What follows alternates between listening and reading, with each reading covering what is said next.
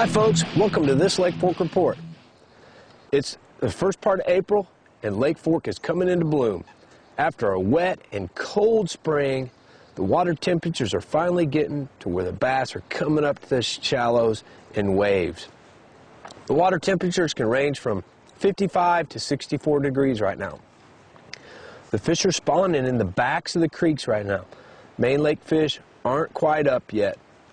The water's clearing in areas, but it's still stained in most areas of the lake. But it's clearing faster. There's four main techniques we catch fish on during the spring that are year in, year out producers of big bass on this lake. The soft stick bait is one of the best lures you can use during this time of year when the fish are spawning on Lake Fork. The diamondback rattlesnake by Grandebass is one of my favorites because of the size, the water displacement by the big rings, and the action that this lure has. It's a large lure, so it's got a good fall rate. You can fish this lure in heavy cover or out in 4 foot of water next to trees. The areas I concentrate on during the springtime on Lake Fork are areas out of the wind where the fish are going to spawn. I'm looking for a hard bottom with grasses cover, fairly clear water, stumps or boat docks for them to spawn around. And we're going to take this soft stick bait and throw it into these areas and fish it very slow. When you're blind casting for bedding fish, you have to fish slow to really catch what you need to catch out of an area. So when you get a bite in an area, fish it real thorough. The next technique is a Texas rig crawl worm. When the fish are spawning, just like the soft stick bait, I'm really covering the areas where I think these fish are spawning. So instead of the weightless soft stick bait, I'm using a Texas rig crawl worm.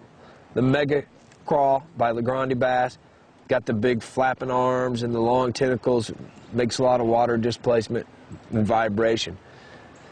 But I'm still casting this in areas from 1 to 4 foot deep where I think these fish are spawning.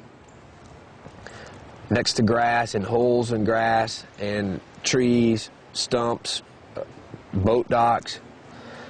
But again, this is another slow technique. Lily pad stems, where these fish are nesting is where we're crawling this crawl worm through.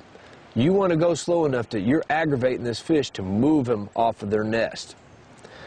So we've got the soft stick bait and the Texas rig crawl.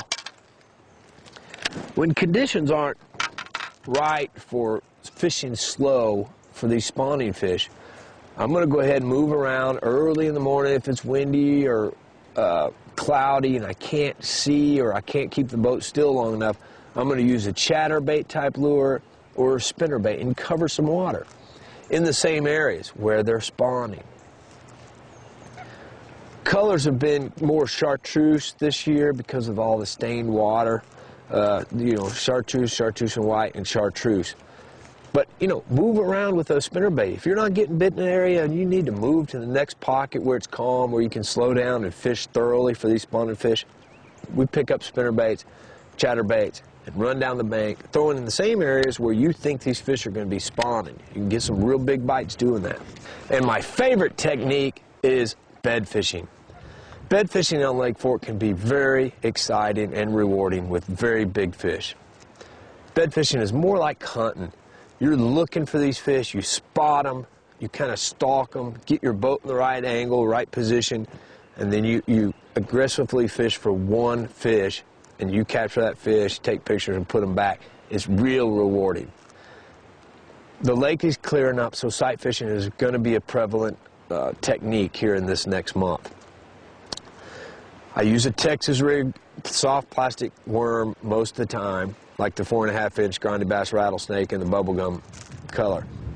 The color's not really that important to the fish. It's more important to us fishermen because you can see this color in 2 or 3 foot of water or 4 foot of water.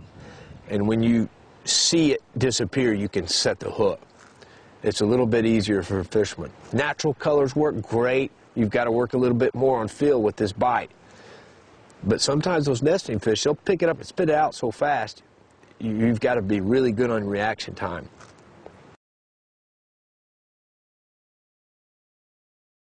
Putting boats around nesting fish I really try to be ginger around the nest, so I'm not going to prop wash all the eggs off these nests.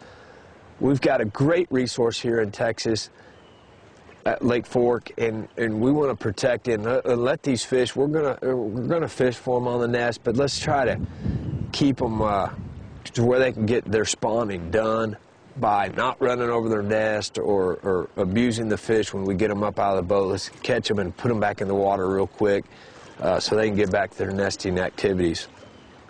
So, Lake Fork, she's in full bloom. Big bass are moving up, and you know, until next report, good fishing. I'm Lance Vick.